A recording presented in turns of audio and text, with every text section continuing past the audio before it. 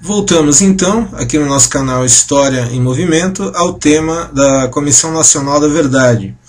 E trabalhando ainda com a série de matérias que o Jornal da Cultura, da TV Cultura, levou ao ar neste mês de abril deste ano de 2012.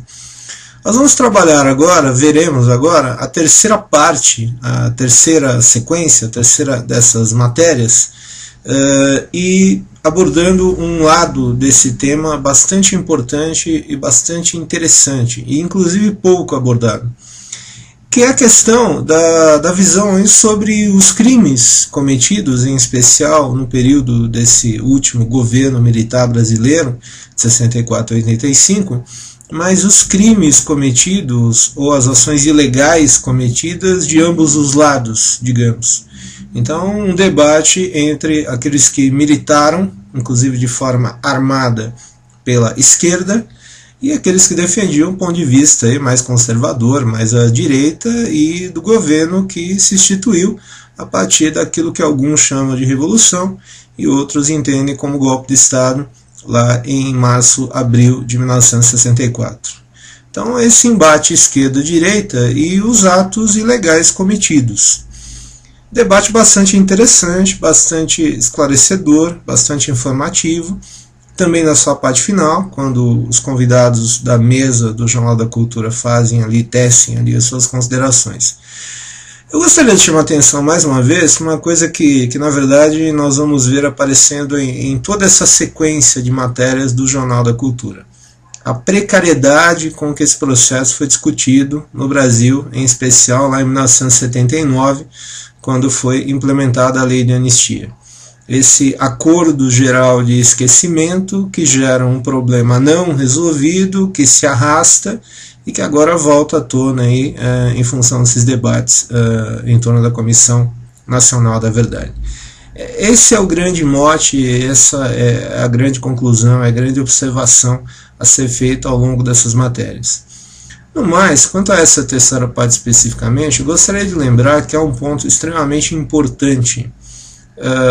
Crimes são crimes, eles devem ser investigados, julgados e punidos. Essencial, não passa disso. Agora, gostaria de lembrar também que crimes são especialmente piores quando são cometidos por agentes do Estado, já que uma das funções básicas do Estado, uma das justificativas básicas da sua existência, é a defesa do Estado de Direito, é a defesa da lei. Então, isto se torna bastante complicado. Quando um agente que tem por função defender a lei, rompe a lei, quebra a lei e comete um ato ilegal, comete um crime, nós estamos no pior dos mundos. Por outro lado, o cidadão não tem direito também de romper a lei, de quebrar a lei, de cometer crimes. E se isso acontece, deve ser dentro das normas da lei, julgado e punido. Essa é a grande reflexão a fazer também. Como é que esse dado todo, como é que esse processo todo se deu, em especial durante esse período, até porque não é um problema relativo somente a esse período do governo militar de 1964 a 1985. Esse dado é extremamente importante. Então vamos aí observar esta matéria, bastante informativa, bastante interessante, continuando a nossa série sobre a Comissão Nacional da Verdade. Matéria que foi ao ar pelo Jornal da Cultura, da TV Cultura, no último dia 18 de abril deste ano de 2012. Vamos então observar aí na sequência. Durante a ditadura militar no Brasil, crimes foram cometidos pelos dois lados de um confronto ideológico. Em resposta à perseguição política e à tortura, os grupos de luta armada entraram em ação, praticando assaltos, sequestros, entre outras estratégias de guerrilha. Na reportagem de hoje, da série sobre a Comissão da Verdade, representantes das Forças Armadas e ex-guerrilheiros fazem um debate aberto sobre os anos de chumbo.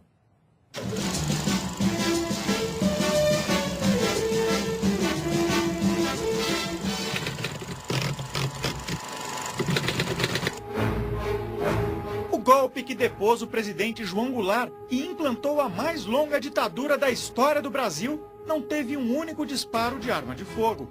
O confronto que se esperava nas ruas se deu na clandestinidade.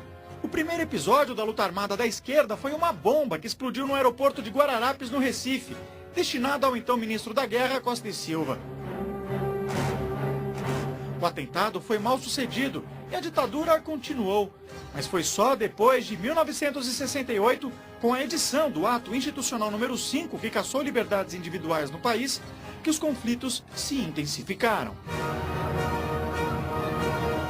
Em 1968, depois de a Vanguarda Popular Revolucionária, a VPR, assaltar um hospital militar, o comandante do 2º Exército decidiu lançar um desafio: que os guerrilheiros saíssem da sombra e atacassem o comando militar de peito aberto. Desafio feito, a VPR decidiu aceitá-lo e no dia 26 jogou um carro-bomba contra esse edifício, matando o soldado Mário Cosel Filho, que estava de sentinela.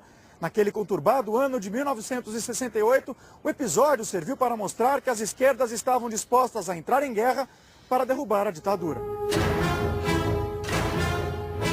Os militares querem que a morte de Cosel e outras vítimas da ação das guerrilhas sejam investigadas na Comissão da Verdade. Quem que deu ordem para que eles matassem os guias da Força Legal? Um, inclusive, foi morto na frente da mãe e do pai. O assassinato, por exemplo, do capitão Chandler, na frente da mulher e dos filhos, certo? Com tiros na cabeça. Mas quem fez parte daquele tribunal de justiçamento, um tribunal ilegal, tribunal revolucionário, por que não apresentam o drama dessas famílias? Só apresentam o drama do outro lado. Eu tenho até uma expressão forte para isso. Isso é trabalho dos Goebbels tropicais vermelhos. Nós nunca fizemos nada que fizesse tortura. Se disser, eu discuto, isso é mentira. O meio armado pode ser até discutível, mas a ação era absolutamente legítima, porque a gente estava lutando contra um Estado usurpado, com torturas, assassinatos, que absolutamente não é uma coisa que você possa aceitar. Nós fomos processados por tribunais de guerra, condenados, fomos mantidos presos, de brinde torturaram, mutilaram várias pessoas, mulheres foram violadas. Quem debate com o general Rocha Paiva é Ivan Seixas, um soldado da esquerda. Ele militava no movimento revolucionário Tiradentes na época da ditadura. Pegou em armas para assaltar uma fábrica na zona norte de São Paulo. Na época, tinha 17 anos. Foi duramente torturado na sede da Operação Bandeirante, a OBAN, um sistema de repressão paralelo dos militares, financiado por empresários paulistas. Foi tão violento que a algema que ligava o meu pulso ao pulso do meu pai se partiu. Então nós fomos separados literalmente na porrada. Depois nós fomos levados para a sala de tortura, eu no pau de arara, meu pai na cadeira do dragão. Meu pai foi morto no dia seguinte à noite só, teve 2 dias de tortura. Amélia, que militou no PCdoB, ainda se lembra do que aconteceu na UBAN. Levou socos, tomou choques nas partes íntimas e recebeu uma inusitada visita. Minha filha tinha, na época, 5 anos, a Janaína, e o Edson, 4 anos. Naquele momento, eles tiveram a coragem, né, se é que pode falar coragem ou covardia, não sei bem o termo certo, de levar meus filhos toda torturada, toda urinada, vomitada e torturada. Tanto é que eles perguntavam: mãe, por que você ficou azul? Foi aí que eu me dei conta de que toda aquela tortura tinha me feito mudar de cor. Era uma política de Estado, né? Comprometeram do presidente da República ao ministro do Exército, né? Uma cadeia de comando que ordenava a tortura. É proibido falar aqui. Só quem fala aqui sou eu. Existe um exagero na transmissão dessa ideia de que era uma política de Estado. Eu não digo que o Exército tenha lançado mão do expediente de tortura, tá certo? Existem agentes do Estado que o fizeram.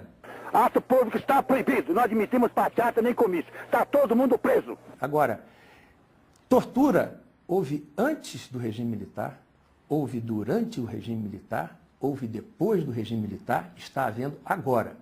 Querer resolver o problema com o foco num período da história do Brasil, não resolve o problema. Isso é revanchismo. Não tem como a gente virar a página da história. Nós vamos ficar nessa página ensanguentada, ferida, cheia de feridas abertas o tempo todo. E nós temos que ir para frente. Agora, para ir para frente, nós temos que resolver os impasses que estão aqui hoje.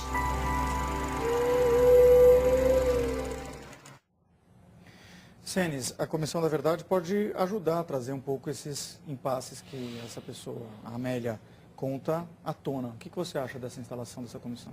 Acho que essa comissão ela foi negociada no sentido de permitir que esse tipo de, vamos dizer, de retomada histórica desse período absurdamente obscuro da história brasileira, ela pudesse ser, vamos dizer, de alguma maneira reavaliada, mas sem necessariamente impactar o sistema político. Eu acho que essa tem sido a calibragem dessa comissão. Eu acho que tem um mérito nisso, na medida em que a própria transição política no país foi feita a partir de uma grande acomodação política entre a oposição e a situação, etc. E uma das questões era a ideia de uma anistia para os dois lados, uma questão de, olha, vamos passar para frente, etc. Essa comissão está tentando resgatar um pouco do que esse acordo, nessa época, não resolveu. Então, nesse sentido, eu acho que, obviamente, é uma questão que, vamos dizer, legítima, necessária e talvez comedidamente, vamos dizer, desenhada ao estilo brasileiro. Saldiva, esses depoimentos em relação à tortura te impressionaram? Impressionaram. Eu acho que a situação ali, o que a Amélia quer, o que as pessoas querem nessa história é uma resposta. A discussão, para mim, eu encaro muito mais do ponto de vista humano, porque não dá para você levar a tua vida até o fim sem que isso seja respondido. Então, eu defendo que tenha que ter um esclarecimento sobre isso, mas também concordo que a tortura não foi inventada pelos militares, ela existia desde as capitanias hereditárias e hoje, se você for a qualquer aparelho policial hoje, nós vamos estar vendo gente ser morta por sistema muito parecido com o que existiu no regime militar. Agora, o Emilson Costa tem feito essa provocação no Twitter durante a semana toda, e hoje eu acho que é o dia de colocar essa questão em discussão. Ele faz uma provocação, ele diz assim, Senes, alguém na bancada realmente acredita que os guerrilheiros de esquerda lutaram para restaurar a democracia, questionando um pouco se eles tomassem o poder, não implantariam também uma ditadura do outro lado?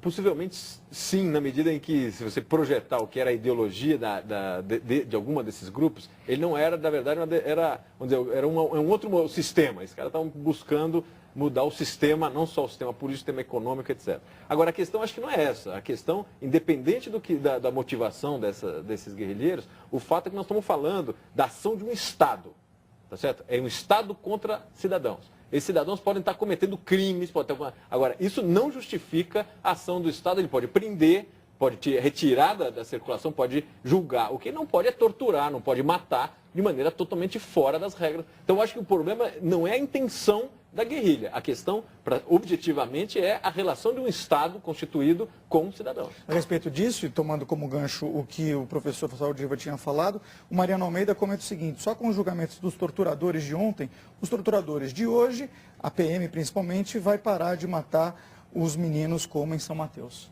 Eu acho que esse talvez seja um começo.